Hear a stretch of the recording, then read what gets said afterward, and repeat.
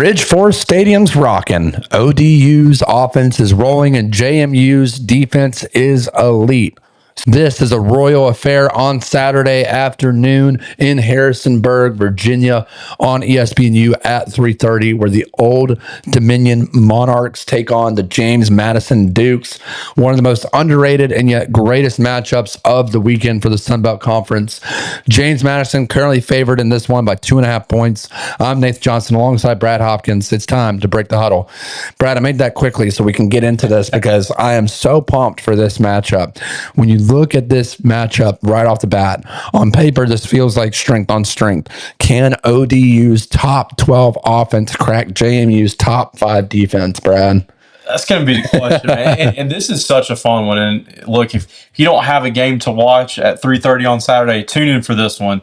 James Madison, Nate, we've seen it. They've kind of been, just consistent. They've been getting it done. They've, one of the teams that I would say, one of the smaller programs that has been the quote-unquote media darling the past couple of years, they're a good football team. Old Dominion is as well. This is going to be a fun one. You mentioned this is a classic, high-octane offense versus a really, really good defense. We're going to find out on Saturday. I'm excited for this one. Yeah, this is a very underrated Old Dominion team when we look at them overall. Recap the season arc so far. Rough opener versus Indiana. Former coach from James Madison, not Old Dominion, but James Madison old coach Kirk Snetti just runs it down their throat and destroys them. Then 4 straight wins over NC Central, Virginia Tech, Liberty, Coastal Carolina before stumbling versus Marshall. Emphasis on the offensive balance for this team. 488 yards per game, ranked 12th FBS right now, Brad. 238 yards rushing per game, ranked 10th FBS. I mean, that's really impressive. Very, very you're playing a team, you beat them, you get their coach fired. Exactly. This is they're on a roll right now. Key players to look for on this Old Dominion team. Colton Joseph, quarterback, over 1,400 yards passing, 13 touchdowns, 6 interceptions. But like a quarterback in Dylan Raiola, he likes to throw the ball. They like to get him out in front early, get his confidence going. Plus 486 yards rushing, 6 touchdowns on the ground. He leads the team in rushing so far as well. Want to mention real quick, Rooster, shout out Rooster. He always says, hey, if your quarterback's leading in rushing and throwing, passing, you don't have running backs. So curious to see how one plays out for the Monarchs in this one versus James Madison. And then Trey Brown, the third. Obviously a great wide receiver, leads Sun Belt in yards per game, over 20 yards receiving per game. That's crazy. Concerns though, 5 turnovers versus Marshall. Not great, especially Marshall losing their coach. They're not in the best shape themselves as a program. They lost their coach last year, obviously. Right. And then the red zone of inefficiency ranked 121st. You got to be able to finish drives, Brad. And when you're ranked that low out of 36 teams, not looking too good on paper. My question to you is, and I know we haven't talked about these teams too much this year, but do you trust Colton Joseph to protect the ball against this JMU front? Or could this be another turnover field day for JMU? Yeah, Nate, I think a big thing that stands out to me is with the way the Dukes play defense, if they get into multiple turnovers, this game's going to be over very, very quickly because this is still a good James Madison offense. Yeah, they are. We haven't talked about them. But, to what Rooster was talking about, Joseph, yes, he is the leading rusher, but Jones, their running back, he's really, really good too. He's not that far behind him in yards, and I think that's important to remember. They've got a serious 1-2 punch here in rushing stats. They've got a loaded wide receiving core as well, so. This is a special Old Dominion offense. There is just not going to be one player. There's not going to be just one area of the game that James Madison can focus on and expect to have success. They've got to be disciplined. I think at the same time they've got to be aggressive though, and I think it's a little bit of pick your poison. Do you try to make them one dimensional by slowing down the rushing attack? You're playing with fire there because they've got a unbelievable group of 3 wide receivers. Yeah. Or do is it a lot of bend but don't break? Try to see if they continue the struggles in the red zone. So it's gonna be a fascinating matchup. But Colton Joseph with his running ability, that's an X factor for sure. It is. It's another guy to keep accounted for in that offense. And you look at their speed and their strength and size outside in this wide receiver core that you mentioned. Thomas 6'3", Brown 6'2", and then you got a speedy sophomore in ARG, as I like to call him, in the slot, number 7, 6 foot, but he's a speedster. Corey Joseph has his pick your poison opportunities on the outside. And you mentioned Jones. I mean, right now he's ranked 12th nationally. Yeah, he's a stud as a running back. Yeah. He is unbelievable. So it really comes down to the offensive line, and you look at their offensive line here with Barlev, Grant, Joyce, Woodsma, DeBose, Bourne. I mean, yes, they're not the greatest players. They've really got to step up this game because that James Madison front is looking very, very good right now. Oh, absolutely. Very good. They're all in the green. So they're going to come out swinging. They're going to come out throwing that first punch in the mouth. Can Old Dominion take it? And that takes us to our next segment, which is James Madison Dukes preview. This has been an absolute great team.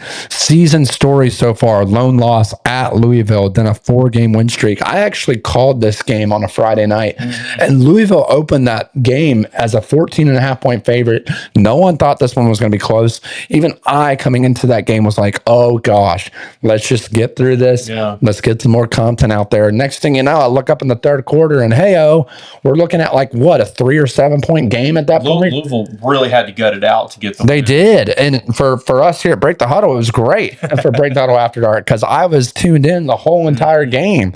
I was on the edge of my seat. James Madison in that game really stuck out to me with their ability to move the ball down the field in what we know now is a very good Louisville defense that's taken on a very good Miami team on Friday night. We won't get into that, but yeah, this is a very good offense in James Madison. Defense dominant as well. 229 points per game allowed, ranked 4th in the FBS right now. That's crazy. I don't care who you play against. You've already played an ACC team in Louisville and brought them down to the wire. This is a very good defense. When you look at even competition with Old Dominion, they far outrank Old Dominion's defense by a long shot. And let's not forget their star quarterback, Alonzo Barnett, probably had an opportunity to transfer after the departure of Kirk Cinetti. He stays. He stays loyal to the Dukes, and boy, has he produced. 957 yards, 7 touchdowns, only 2 interceptions, completing just over 60% of his passes. He's poised and he's efficient. He made a few mistakes in that Louisville game, but again, you're playing against a top ACC defense when you're James Madison, so you got to have a lot of confidence with this quarterback, running back, Wayne Knight. I watched this guy tear it up against Louisville as well, 537 yards. Landon Ellis surprised me as well, 303 yards, 5 touchdowns at the wide receiver position. They're not perfect. They're penalty heavy. They're ranked dead last in penalties and slow starts. Trailed Louisiana 14-7 at the half.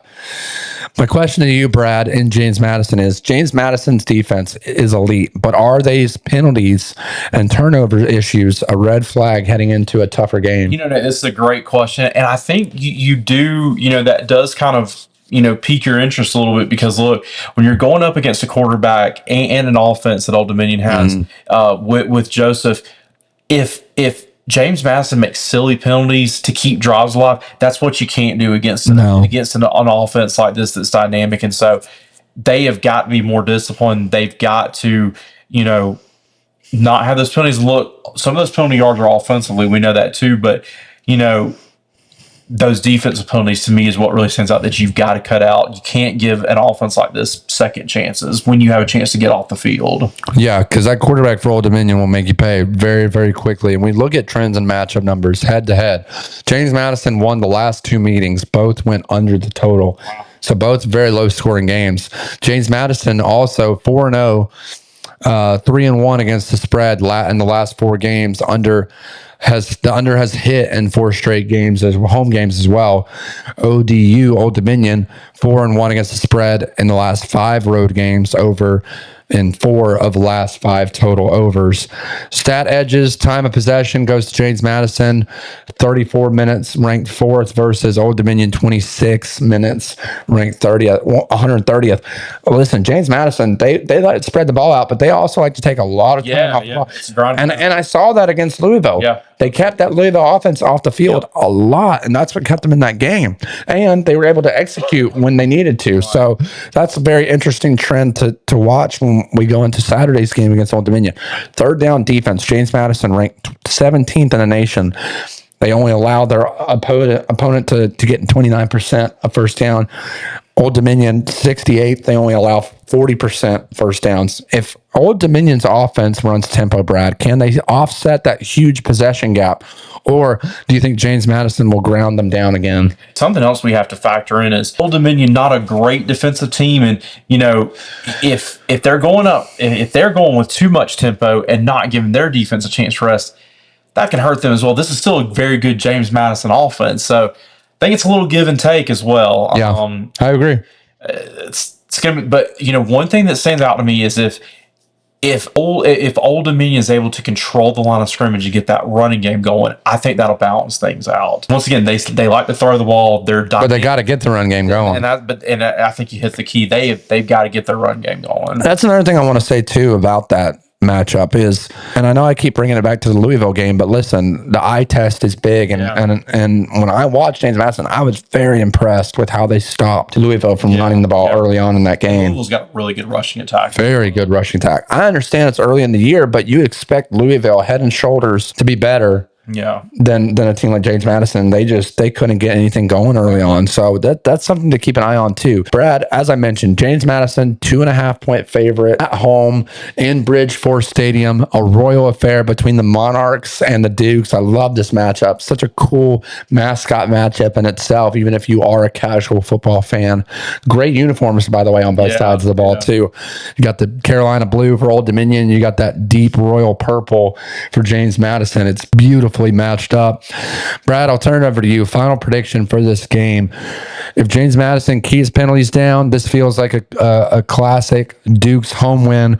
But if Old Dominion can get it going, maybe they have a chance to keep James Madison off the field and come out with a win. I'll turn it over to you. Who comes out on top? Yeah, I'm going to take James Madison in this one. I think it really comes down to, I think that defense eventually just starts to break the Old Dominion offense. And I don't think Old Dominion is good enough defensively to slow down Alonzo Barnett, and company. This is still a really, really good James Madison offense.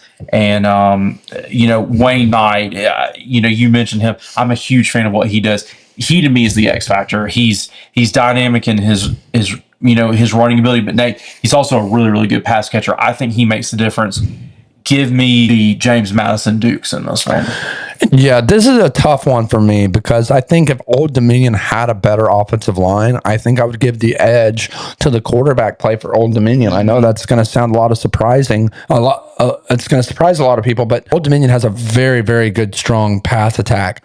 My question is, can they keep Bolton clean in the pocket? And I just don't see it. I watched Louisville have trouble on their offensive line against this James Madison Dukes front.